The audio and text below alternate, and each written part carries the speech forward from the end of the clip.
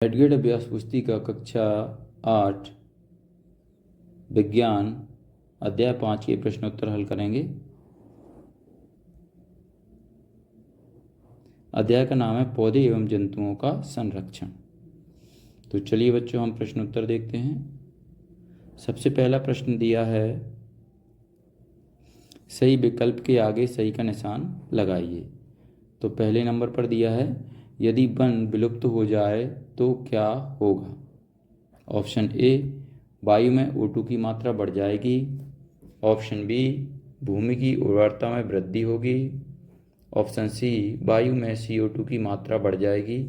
Option D, पृथ्वी पर तापमान कम हो जाएगा। सही ऑप्शन है ऑप्शन सी, वायु में CO2 की मात्रा बढ़ जाएगी। चलिए आगे बढ़ते हैं। अगला प्रश्न है प्रश्न नंबर 2।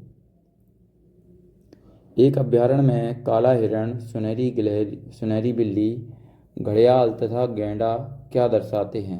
ऑप्शन ए, वनस्पति जात। ऑप्शन बी, प्राणी जात। ऑप्शन सी, पारितंत्र। ऑप्शन डी, संकटापन्न स्पीशीज।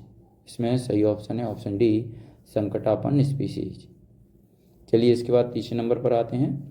वनोन्मूलन का प्राकृतिक कारण है। ऑप्शन ए, दावानल। ऑप्शन बी, भीषण सूखा। ऑप्शन डी, भूस्खलन। ऑप्शन डी, ए और बी दोनों। सही ऑप्शन है ऑप्शन डी, ए और बी दोनों। चलिए बच्चों, अब चौथे नंबर पर आते हैं। कॉलम 1 का कॉलम 2 से मिलान कर सही युग्म चुनकर लिखिए। तो यहाँ पर देखिए, ये कॉलम ए है, ये कॉलम 2 है, ये 1 है, ये 2 है। यहाँ पर देखिए ऑप्शन दिए हैं, ए 1 से 3 का मिलान, बी से 1 का, सी से 4 का और डी से 2 का। इसी तरह बी में भी दिए हैं, ए से 1 का, बी से 2 का, सी से 3 का, डी से 4 का। सी में दिया ए से 2 का, बी से 3 का, सी से 1 का और डी से 4 का। और डी से ए का 3 से मिलान, बी का 2 से, सी का 4 से और डी का 1 से। तो इसमें सही ऑप्शन दिया है ऑप्शन ए, 1 का 3 से, बी का ए से और सी का 4 से और डी का 2 से मिलान है। चलिए बच्चों, हम आगे बढ़ते हैं। यहाँ पर देखिए, हम इसमें भी निशान लगा देते हैं। ए का 3 से,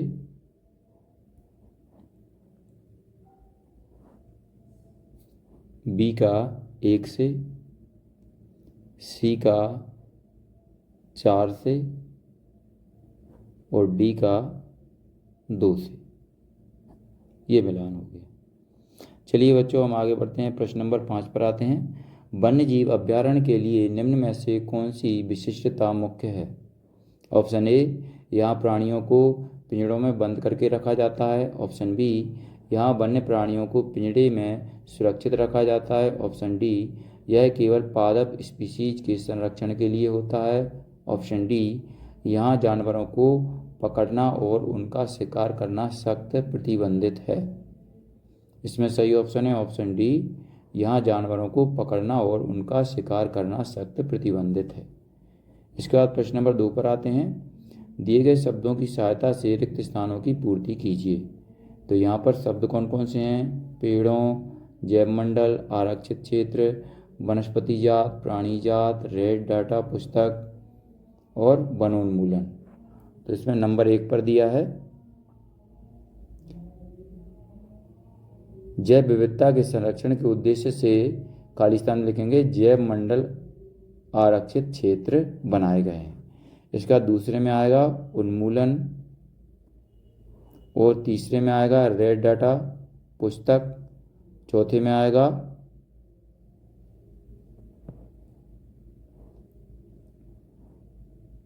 वनस्पति जात और पांचवे में पेड़। चलिए बच्चों, हम आगे बढ़ते हैं। अगला प्रश्न है प्रश्न नंबर 3। ये अति लघुत्तरीय प्रश्न है, तो चलिए उसका उत्तर देखते हैं हम। तो यहाँ इसके उत्तर में लिखेंगे हम,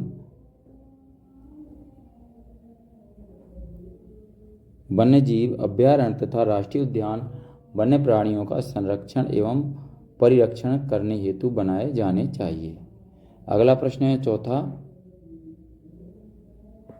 यदि यदि वन्य प्राणियों के संरक्षण हेतु वन्य जीव अभ्यारण्य, राष्ट्रीय उद्यान एवं जैव मंडल आरक्षित क्षेत्र न बनाए जाएं तो पारिस्थितिकी तंत्र पर क्या प्रभाव पड़ेगा? तो उत्तर में लिखेंगे, यदि अभ्यारण्य व राष्ट्रीय उद्यान न बनाए जाएं तो इसका पारिस्थितिकी तंत्र पर प्रतिकूल प्रभाव पड़ता है। इसके बाद प्रश्न नंबर 5 पर आते हैं। बड़े जंतुओं की अपेक्षा छोटे प्राणियों के विलुप्त होने की संभावना कहीं अधिक है, क्यों? उत्तर में लिखेंगे, क्योंकि छोटे जंतुओं में जीवन प्रतिरक्षा तंत्र अधिक मजबूत नहीं होता और वे बड़े जंतुओं की तरह स्वयं की रक्षा करने में असमर्थ होते हैं। चलिए बच्चों, प्रश्न नंबर 6 पर आते हैं। चिड़ियाघर और वन्यजीव अभ्यारण्य में कोई दो अंतर लिखिए।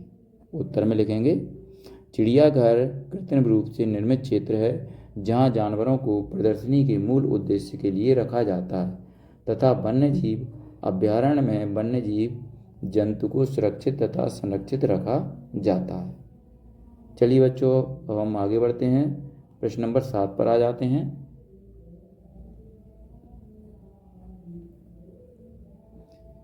प्रश्न नंबर 7 में दिया है, आप अपने क्षेत्र में हरियाली बनाए रखने के लिए किस प्रकार योगदान दे सकते हैं? आपके द्वारा किए जाने वाले कार्यों की सूची बनाइए। तो उत्तर में हम लिखेंगे, हरियाली बनाने हेतु वृक्षारोपण किया जा सकता है, पहले से लगे पेड़ों का संरक्षण कर उन्हें और अधिक पोषण देकर हरा भरा रखा जा सकता है। अगले प्रश्न की ओर बढ़ते हैं। आगे लघुत्तरीय प्रश्न है। लघुत्तरीय प्रश्न में प्रश्न नंबर 8 है, क्या मानव जाति भी जीव जंतुओं के लिए खतरा बन जाती है? स्पष्ट कीजिए। उत्तर में लिखेंगे, यह सत्य है कि मानव जाति जीव जंतुओं के लिए खतरा बन सकती है क्योंकि मानव स्वार्थी है तथा अपने स्वार्थ के लिए वह वनों को नष्ट कर रहा है तथा वन जीव जंतु का निवास स्थल है, अतः मानव ने जीव जंतु का जीवन नष्ट किया। चलिए बच्चों, हम आगे बढ़ते हैं। अगला प्रश्न है प्रश्न नंबर 9। कल्पना कीजिए अगर पृथ्वी से वन समाप्त हो जाए तो निम्न पर क्या प्रभाव होगा? नंबर 1, मनुष्य पर।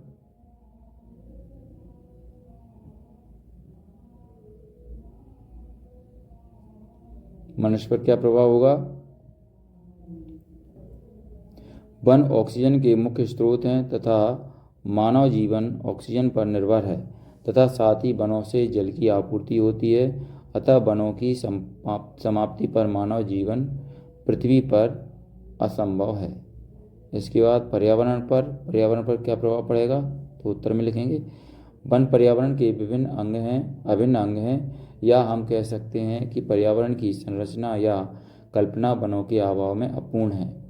पर्यावरण का तंत्र वनों की अनुपस्थिति में प्रभावित होगा तथा साथ ही पारिस्थितिक तंत्र भी प्रभावित हो जाएगा। इसके बाद बच्चों हम प्रश्न नंबर 10 पर आते हैं।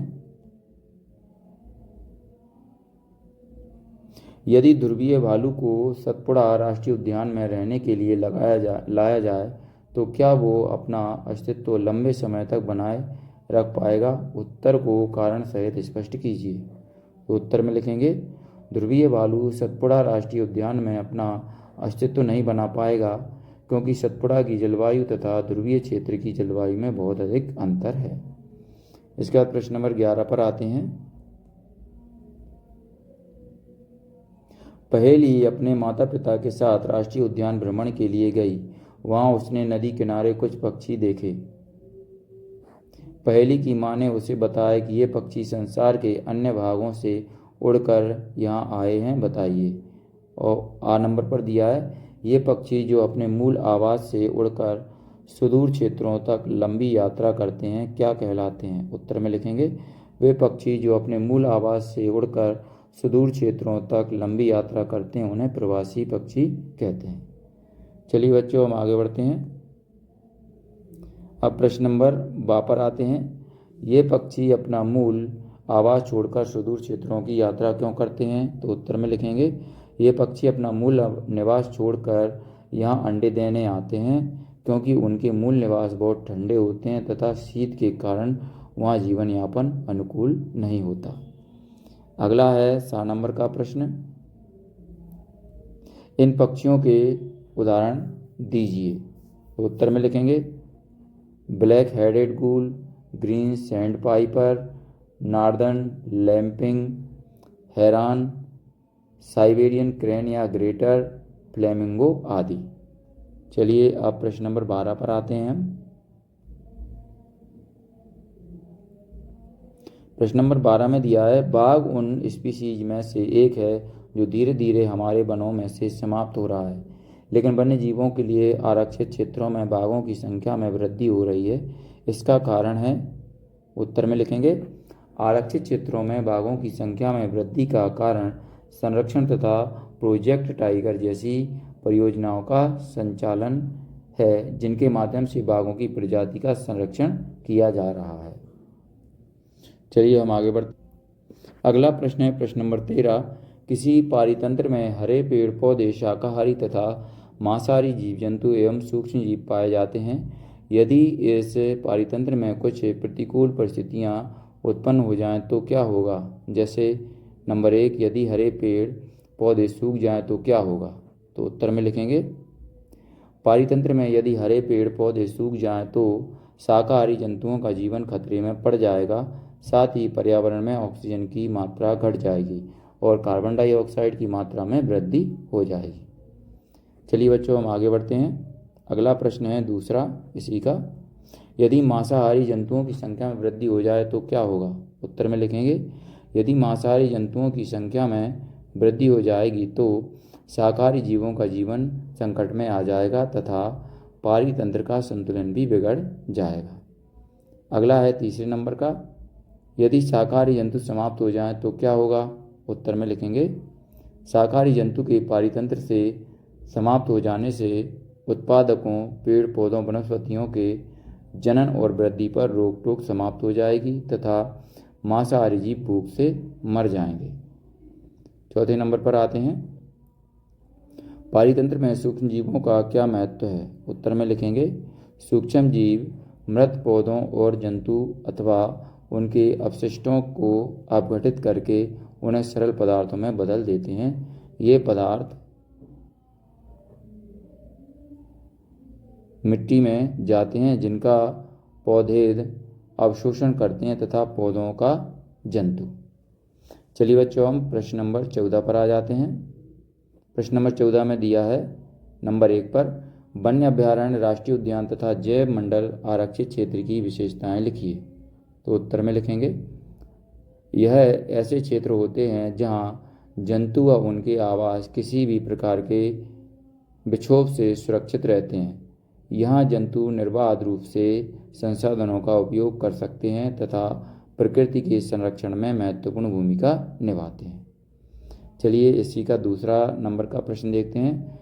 अपने जिले, प्रदेश एवं देश में जो राष्ट्रीय उद्यान, वन्य जंतु अभयारण्य, जैव मंडल आरक्षित क्षेत्र हैं निम्न तालिका में लिखिए। तो यहाँ पर देखिए ये तालिका बनी हुई है। संरक्षित क्षेत्र ये दिए हैं, राष्ट्रीय उद्यान दिए हैं, वन्य जीव अभयारण्य हैं यहाँ पर और जैव मंडल आरक्षित क्षेत्र यहाँ पर दिए हैं। तो आपके जिले हैं जैसे प्रदेश और यहाँ पर देश।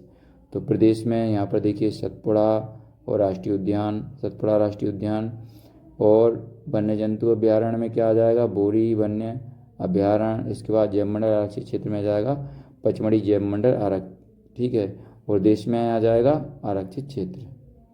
चलिए बच्चों हम आगे बढ़ते हैं। अगला प्रश्न है प्रश्न नंबर 15। एक विद्यालय में प्रति वर्ष 4 टन कागज की खपत होती है यदि नंबर 1, यह विद्यालय अपने कागजों की प्रतिपूर्ति करना चाहते हैं तो इन्हें प्रतिवर्ष कितने पौधों को लगाना होगा? 1 टन कागज के लिए 17 वृक्षों को काटा जाता है। तो उत्तर में लिखेंगे यदि यह विद्यालय 4 टन कागज की खपत की प्रतिपूर्ति चाहता है तो उन्हें इस प्रतिपूर्ति हेतु लगभग 68 पेड़ लगाने होंगे, क्योंकि 1 टन कागज पर 17 पेड़ काटे जाते हैं। अगला प्रश्न है दूसरा इसी का, विद्यालय यदि 50% कागज को पुनर्चक्रण कर उपयोग में लाया जाता है तो इस स्थिति में कितने पौधों को प्रतिवर्ष लगाना होगा? तो उत्तर में लिखेंगे यदि विद्यालय 4 टन कागजों के 50% का पुनर्चक्रण करता है, यानी 2 टन कागज़ पुनः उपयोग कर लेता है, तब ऐसी स्थिति में विद्यालय को प्रति वर्ष 34 पेड़ तो फिर भी लगाने होंगे। चलिए अब प्रश्न नंबर 3 पर आते हैं। विद्यालय कागज़ की बचत के लिए कौन कौन से विकल्प अपना सकता है? तो उत्तर में लिखेंगे, कागज़ बचत हेतु निम्न प्रयास अपनाए जा सकते हैं। ऑप्शन आ दिया है, आ नंबर पर दिया है, एक कागज़ का 5 से 7 बार पुनर्चक्रण किया जा सकता है। बा दिया है, आवश्यकता अनुसार कागज़ प्रयोग को प्रोत्साहन देकर, और साथ दिया है, विद्यार्थियों में जागरूकता पैदा करके। चलिए बच्चों, अब यहाँ पर प्रोजेक्ट कार्य आ चुका है। प्रोजेक्ट कार्य में नंबर आ का प्रोजेक्ट दिया है, अपने क्षेत्र के विशेष क्षेत्रीय पौधों एवं जंतुओं की सूची बनाइए। तो चलिए उत्तर में हम क्या लिखेंगे, हम एक शहरी क्षेत्र में निवास करते हैं, परंतु फिर भी कुछ क्षेत्रीय पौधे हैं जो हमारे यहाँ पाए जाते हैं, जैसे आम, नीम, पीपल, बरगद, और कुछ छोटे बड़े फूलों के वृक्ष हैं, तथा जंतुओं में सामान्यतः कुत्ता, बिल्ली, गाय, भैंस जैसे जंतु भी दिखाई देते हैं। कभी कभी पेड़ों पर गिलहरी, बंदर भी दिखाई देते हैं। चलिए बच्चों, अगला प्रोजेक्ट क्या है? अगला प्रोजेक्ट दिया है, इसमें आ नंबर पर दिया है, वृक्षों की अत्यधिक कटाई के लिए कौन कौन से कारक उत्तरदायी हैं, सूची बनाइए। तो उत्तर में लिखेंगे, शहरी क्षेत्रों में लगातार भवनों का निर्माण, उद्योगों का निर्माण, बड़ी बड़ी फैक्ट्रियों का निर्माण, बढ़ता आधुनिकीकरण तथा प्रकृति के प्रति मानव की उदासीनता ने लगातार वन व वृक्षों की कटाई को बढ़ावा दिया है। इसके बाद 12 नंबर पर आते हैं, वनों की कटाई, वनोन्मूलन से पर्यावरण पर क्या प्रभाव हो रहे हैं, लिखिए। तो उत्तर में लिखेंगे, वनोन्मूलन से पृथ्वी पर ताप एवं प्रदूषण के स्तर में वृद्धि होती है तथा कार्बन डाइऑक्साइड का स्तर बढ़ता है। भूमजल स्तर का भी निम्नीकरण हो जाता है। इसके साथ ही वनोन्मूलन से प्राकृतिक संतुलन भी प्रभावित होता है। वर्षा व भूमि की उर्वरता में कमी आती है। बाढ़ तथा सूखा जैसी प्राकृतिक आपदाओं की संभावनाएं बढ़ जाती हैं। यहाँ पर हमारा उत्तर पूरा हो चुका है। तो बच्चों, अगर आपको हमारा ये वीडियो अच्छा लगता है तो इसको लाइक करें, अपने दोस्तों के साथ शेयर भी करें। इसी तरीके के और भी वीडियो पाने के लिए हमारे चैनल को सब्सक्राइब करना ना भूलें। धन्यवाद।